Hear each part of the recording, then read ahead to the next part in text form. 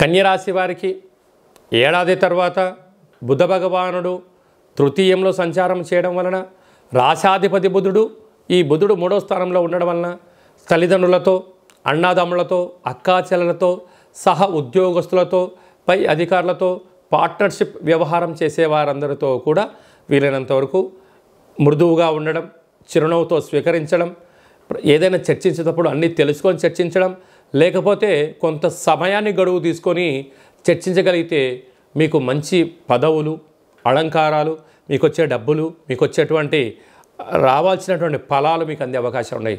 తొందరపాటు నిర్ణయానికి ఇది సరైన సమయం కాదు అని చెప్పి గమనించాలి. మానవ సంబంధాన్ని మానవ సంబంధంగానే చూడండి. ఆర్థిక సంబంధాలుగా ముడి పెట్టినట్లయితే కొంతకాలమే ఆ బంధం ఉంటుంది. ఆ కొంతకాలం తర్వాత ఐస్ క్రీమ్ కదా, అంటే మంచుగడ్డ కదా, వేసవిలో పెడితే తెలియకుండా ఎలా కరిగిపోతుందో మీ యొక్క బంధుత్వాలు కూడా ధనం ఉన్నంత వరకే అని చెప్పి గమనించాలి.